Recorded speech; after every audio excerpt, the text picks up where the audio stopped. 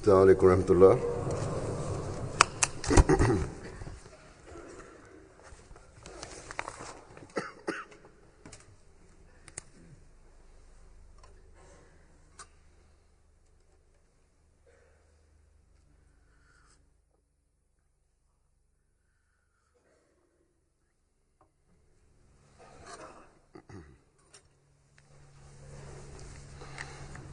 أشهد أن لا إله إلا الله وحده لا شريك له وأشهد أن محمدا عبده ورسوله أما بعد فأعوذ بالله من الشيطان الرجيم بسم الله الرحمن الرحيم الحمد لله رب العالمين الرحمن الرحيم مالك يوم الدين إياك نعبد وإياك نستعين اهدنا الصراط المستقيم صراط الذين أنعمت عليهم غير المغضوب عليهم ولا الضالين.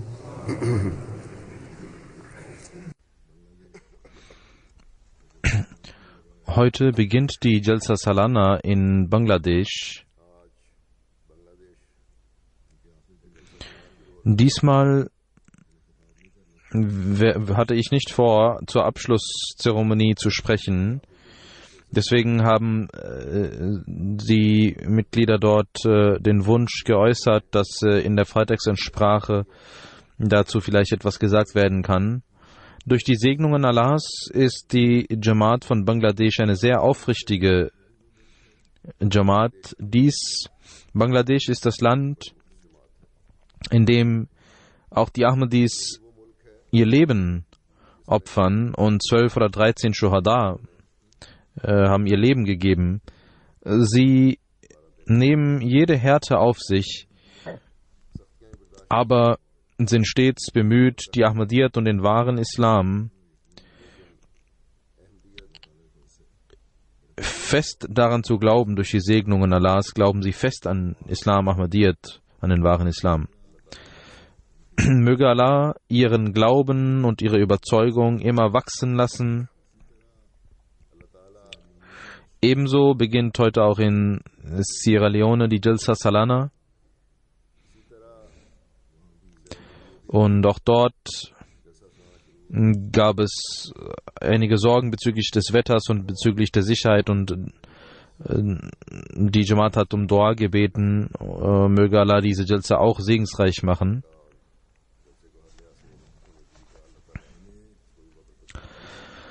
Wir sollten immer wissen, dass der Sinn und Zweck, für den diese Jalsas stattfinden, dass dieser Geist, dass wir versuchen müssen, diesen Geist zu verstehen und zu erlangen, egal in welchem Land die Jalsa stattfindet, ob in Bangladesch, Sierra Leone, in Afrika oder in anderen Ländern. Was ist der Sinn und Zweck? Der Sinn und Zweck besteht darin, der verheißene Messias ﷺ hat zu verschiedenen Zeitpunkten über die Jalsa Salana den Zweck erläutert. Ich hoffe, dass während der Eröffnung der Jalsa Salana auch die Jamaat Bangladesch und Sierra Leone über diese Dinge schon erfahren haben, und auch die Zitate des verheißenen Messias ﷺ gehört haben. Jeder Ahmadi auf der Welt sollte jederzeit diesen Sinn und Zweck vor Augen haben, denn das ist nicht nur der Sinn und Zweck für die 3 Tage, sondern ein Ahmadi-Muslim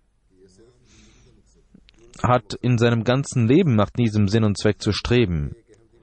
Dies immer vor Augen zu halten, ist sehr wichtig, dass wir dies immer vor Augen haben. Der verheißene Messias ﷺ hat gesagt, dass der Sinn und Zweck der Jalsa Salana darin besteht, dass wir Rechtschaffenheit, Taqwa und Enthaltsamkeit in uns entwickeln. Das ist sicherlich nicht eine Sache, die wir nur temporär erlangen müssen, sondern die für die Ewigkeit ist. Dann sagte der verheißene Messias ﷺ, die Teilnahme der Jalsa Salana soll euch die Möglichkeit geben, die Gottesfurcht, die Furcht vor Gott, die Ehrfurcht vor Gott in euch zu entwickeln. Das heißt, eine Furcht, die nicht bloß auf Angst basiert, nicht bloß auf eine Angst fußende Furcht, sondern die Furcht, seinen Geliebten zu verlieren oder dass der Geliebte unzufrieden mit einem ist. Die Teilnahme an der Jalsa Salana und die spirituelle Atmosphäre sorgt dafür, hat der verheißene Messias gesagt, dass Liebe zwischen euch entsteht und ihr die Liebe Gottes anstrebt und euch auch in der Jamaat mit mehr Liebe entgegenkommt und eine solche Brüderlichkeit entwickelt, die ein Beispiel für die Welt ist. Und die Welt diese anstrebt, denn das ist der Sinn und Zweck einer wahren islamischen Gesellschaft. Der verheißene Messias ﷺ hat auch auf die Notwendigkeit aufmerksam gemacht, dass seine Anhänger in Demut voranschreiten und von Hochmut und Stolz sich fernhalten und von sich entfernen, diese Eigenschaften von sich entfernen. Sie sollen ihren spirituellen Fortschritt so weit führen, dass sie nicht nur sich selbst, sondern auch die schöne Lehre des Islams ihren Mitbürgern weitergeben. Wenn es Gegnerschaft gibt, dann wird sie dafür nicht sorgen, dass unsere Arbeit stehen bleibt. Es ist wichtig, dass wir mit Hikmat, mit Weisheit, Tabligh weiterführen. Das ist unser Sinn und Zweck. Heute, wenn der Islam überall in Verruf gebracht wird, wenn selbst in muslimischen Ländern Muslime bekämpfen und die Taten der Muslime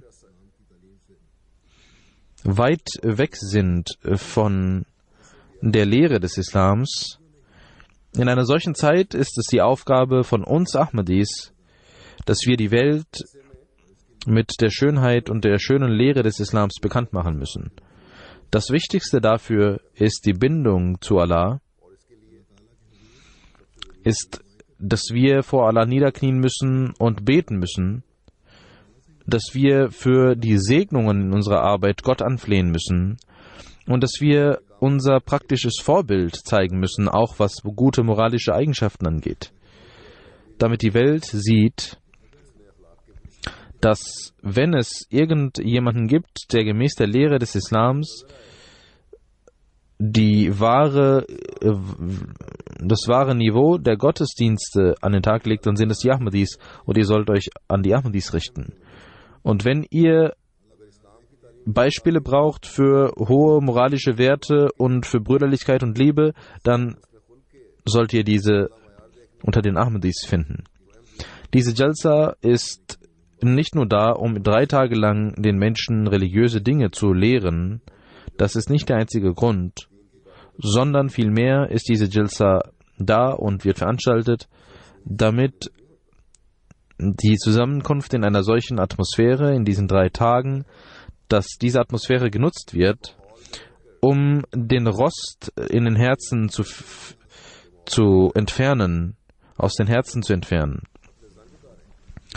Sicherlich sind alle Ahmadis, die hier leben, was ihre Lehre angeht, sehr fest und die Ahmadis von Bangladesch haben beispielsweise auch Leben dafür geopfert, wie ich gesagt habe, für ihre Lehre. Aber Allah möchte von jedem von uns, dass wir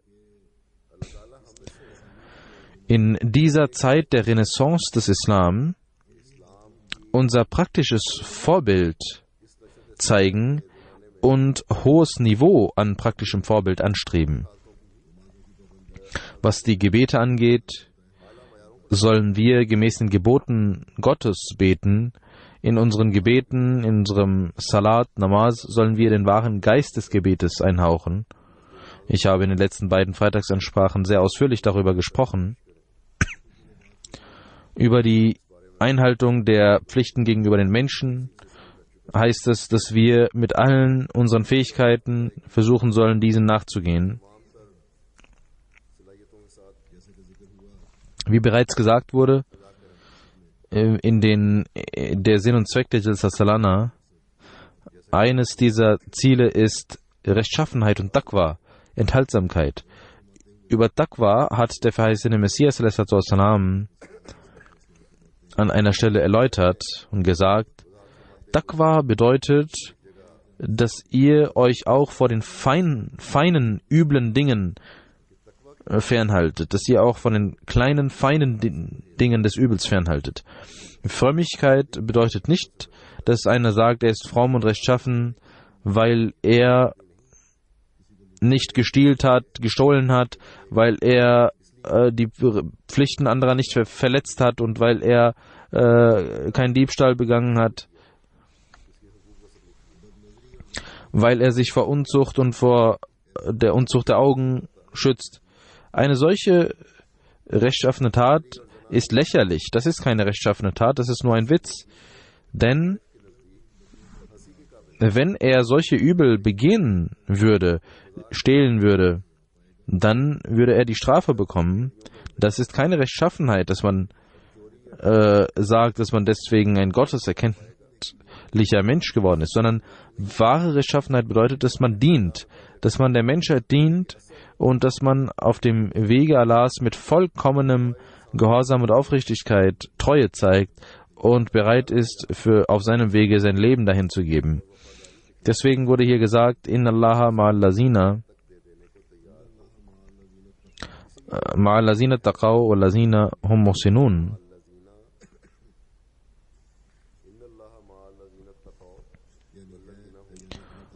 Allah ist mit jenen Menschen, die sich vor den üblen Dingen fernhalten und auch gute, rechtschaffene Dinge tun. Ihr sollt wissen, sagte der verheißene Messias al-Islam, dass es keine Sache der Vorzüglichkeit ist, sich nur vor dem Übel zu beschützen, wenn man nicht auch gute Werke tut. Es gibt viele Menschen, die vielleicht niemals Ehebruch begangen haben, niemals gemordet haben, niemals gestohlen haben und trotzdem haben sie keine Aufrichtigkeit und Treue gegenüber Gott gezeigt. Sie haben sich zwar vor diesen Sünden ferngehalten, aber haben nicht eine aufrichtige, wahre Treue gezeigt, ein Beispiel gezeigt der Treue, das man besonders erwähnen könnte. Oder sie haben der Menschheit nicht im Besonderen gedient und so keine große Tat begangen. Deswegen ist ein solcher Mensch unwissend, der sagt, dass ein solcher Mensch ein rechtschaffener Mensch ist. Denn das sind doch üble Dinge, vor denen man sich ausgehalten hat, vor denen man sich beschützt hat, und so wird man nicht ein Freund Gottes. Solche Menschen, die Diebstahl begehen, die untreu sind oder die Geld veruntreuen, werden bestraft gemäß der Praxis Allahs, schon in dieser Welt. Diese Menschen sterben nicht, bis sie nicht bestraft werden. Auf irgendeine Art und Weise werden sie bestraft. Das bedeutet nicht Rechtschaffenheit.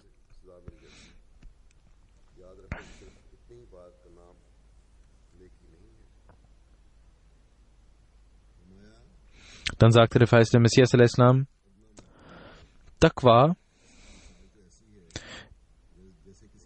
ist ein Niveau, wenn man ein Geschirr, ein Gefäß sauber macht, um darin ein schönes Essen zu präsentieren.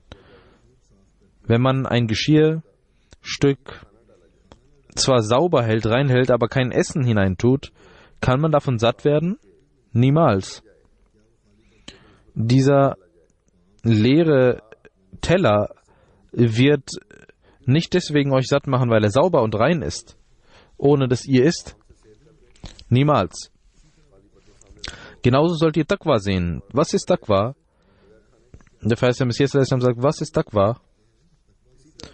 Taqwa ist nur, dass man das Geschirr der üblen, der Seele, die zu Schlechtem aufruft, dass man diese reinhält.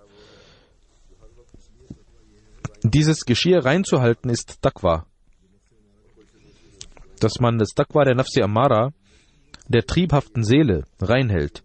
Und rechtschaffene Werke, Taten sind jenes Essen, wenn man das man in diesem sauberen Geschirr hineintut.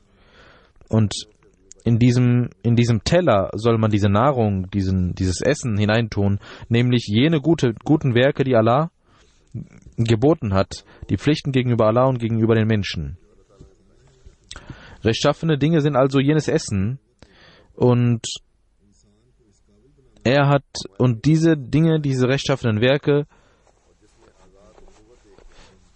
die Taqwa ist ein Mittel dafür, die rechtschaffenen Werke zu tun. Und Allah hat dem Menschen Fähigkeiten und Kräfte gegeben, die man dafür nutzen muss. Diese muss man festigen, damit man dadurch Allahs Rechte einhält und die Rechte der Menschen einhält.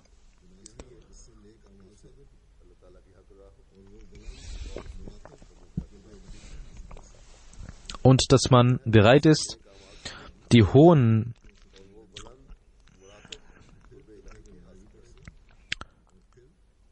Stellenwerte der Taqwa und der Nähe Gottes zu erlangen. Für einen wahren Muslim ist es wichtig, ein wichtiger Aspekt ist der Gottesdienst. Was ist das Dua? Was ist der Gottesdienst? Welche Wunder zeigt das Gebet und das Bittgebet, und wie soll man dies tun? Wie sollte das Gebet aussehen?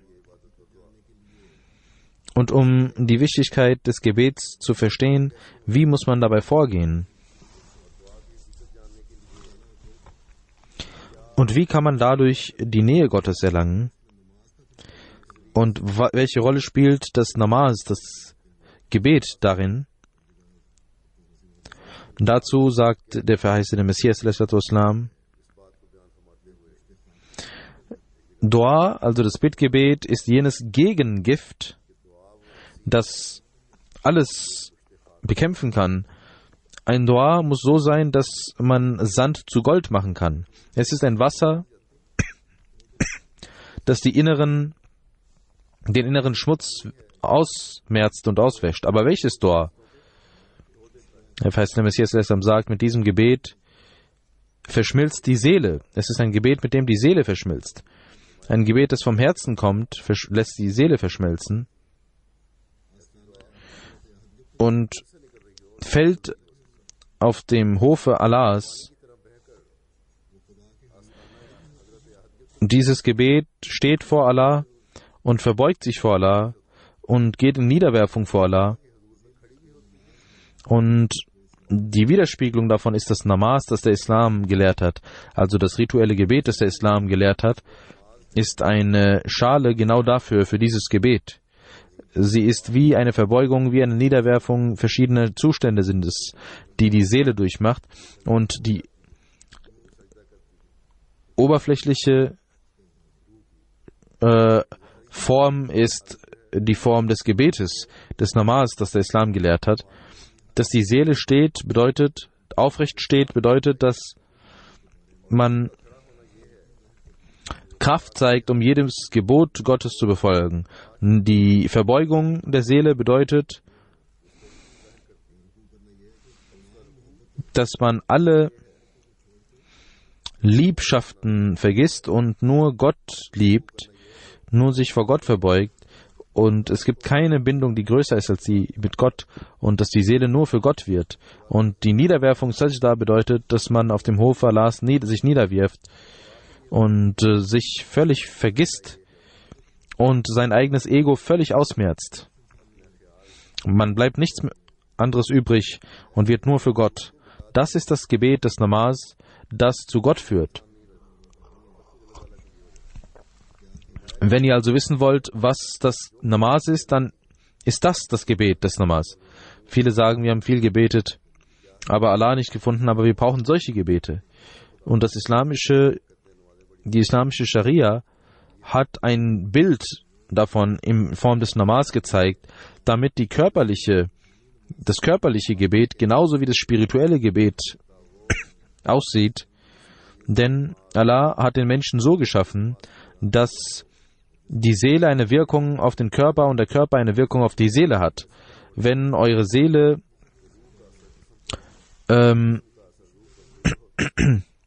traurig ist, dann kommen Tränen in euren Augen, und wenn eure Seele entzückt ist, dann sieht man das an der Entzückung in eurem Gesicht. Und der Mensch fängt an, manchmal zu lachen. Genauso, wenn der Körper einen Schmerz verspürt, dann verspürt auch die Seele diesen Schmerz. Und wenn der Körper sich erfreut einer entzückenden Erfahrung, dann hat die Seele auch einen Teil daran. Das heißt, es gibt eine enge Bindung zwischen Seele und Körper, und die Seele bewegt sich zu Gott. Und man soll versuchen, dass die Seele sich in Richtung Gott bewegt. Und spirituell gesehen in Niederwerfungen und Verbeugungen bemüht ist. Denn der Mensch tut dies auch körperlich gesehen, aber er soll dies auch spirituell gesehen tun, dass seine Seele sich niederwirft und sich verbeugt, nicht nur sein Körper. Dass ein solcher Zustand entsteht, und dieser Zustand soll auch in der Seele entstehen, welcher der Zustand des Körpers ist, wie er weint und lacht. Genauso soll auch die Wirkung der Seele sein gegenüber Gott. Er soll in spirituellen Niederwerfungen und Verbeugungen bemüht sein, denn der Mensch braucht, um Fortschritte zu machen, muss er Mühe an den Tag legen, und auch das ist eine Mühe, die er an den Tag legt. Es ist offensichtlich, dass wenn zwei Dinge miteinander verwoben sind und wir eine Sache aufheben, dann heben wir auch die andere Sache auf und bewegen diese auch. Aber nur bloße oberflächliche körperliche Niederwerfungen und Verbeugungen bringen euch überhaupt nichts. Wenn ihr nur oberflächlich gesehen betet und euch verbeugt und niederwerft, solange auch nicht die Mühe dafür da ist, dass die Seele eine Verbeugung, eine Niederwerfung, einen Stand und so weiter macht. Und das kommt mit Gotteserkenntnis, und Gotteserkenntnis kommt mit der Segnung Gottes. Der verheißene Messias al-Islam hat dies weiter erläutert, dass Fazl, also die Segnung Gottes, alles geschieht mit dem Segen Gottes. Deswegen soll man versuchen, Gottes Segen zu erlangen. Auch dafür muss man sich niederwerfen vor Allah und dieses von ihm verlangen. Und wenn ihr diese Gotteserkenntnis bekommt, dann könnt ihr wahrhaft beten. Und dafür ist Anstrengung notwendig. Ununterbrochene Anstrengung. Wenn ihr ununterbrochen euch anstrengt, dann könnt ihr den Sinn eures Lebens erlangen.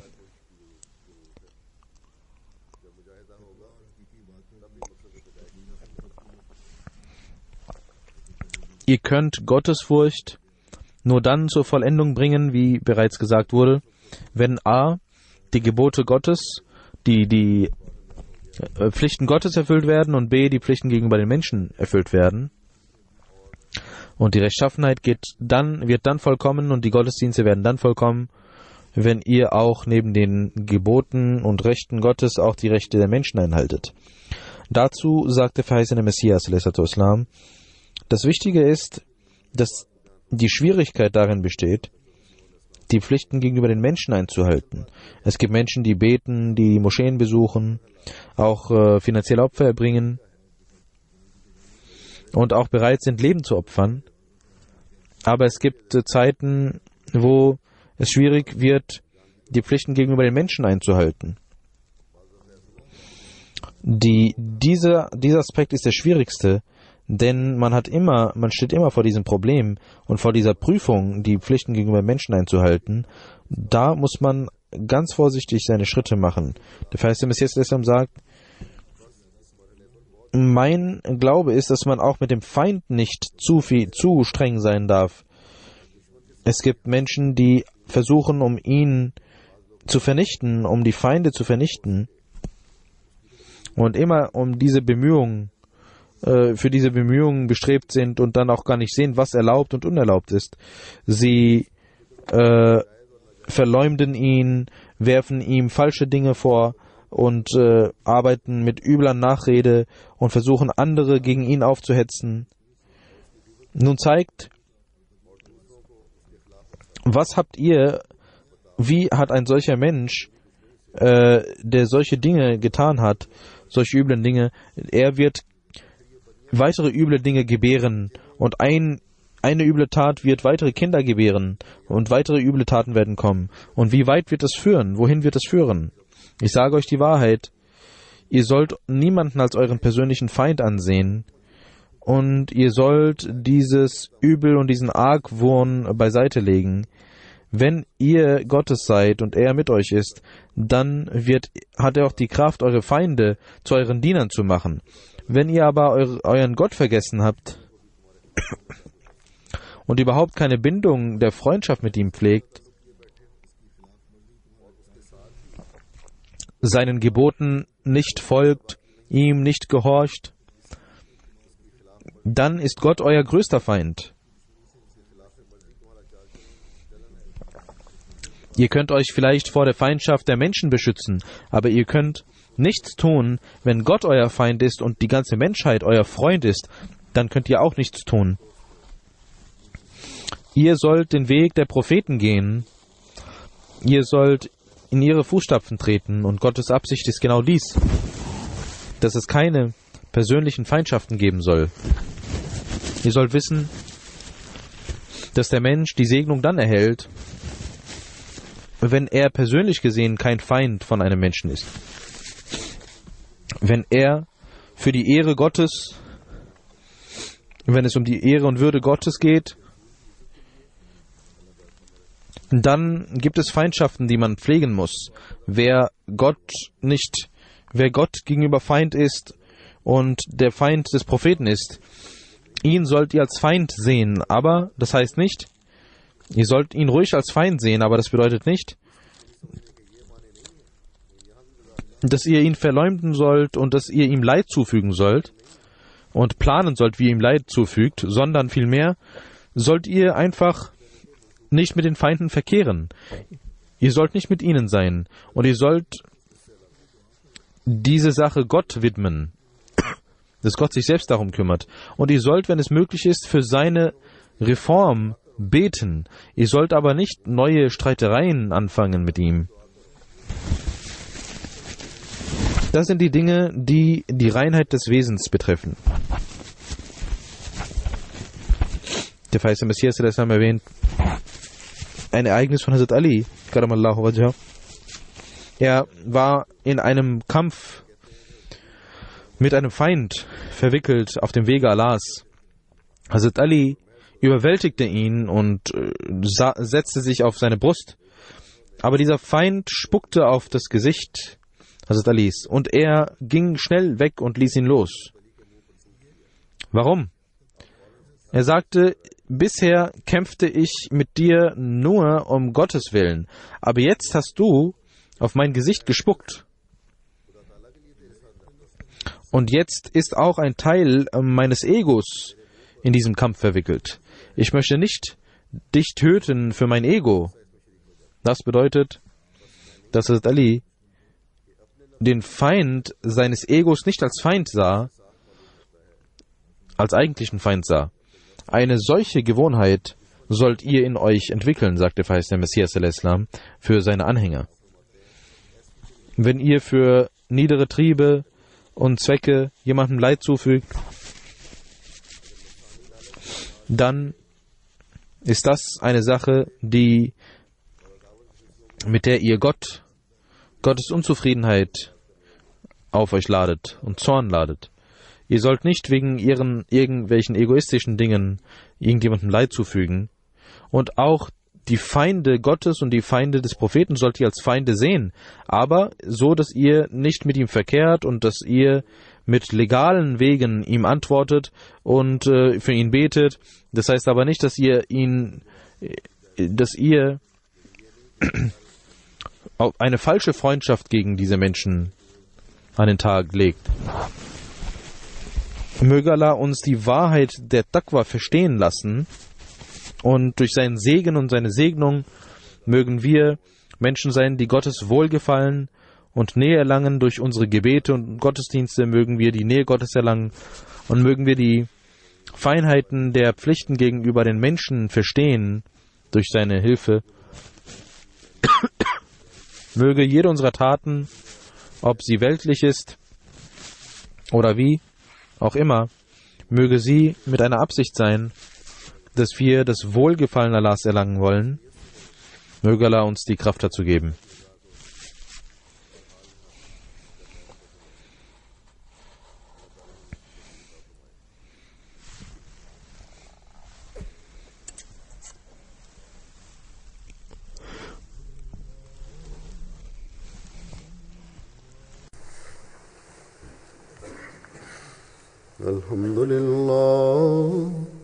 الحمد لله نحمده ونستعينه ونستغفره ونؤمن به ونتوكل عليه ونعوذ بالله من شرور أنفسنا ومن سيئات أعمالنا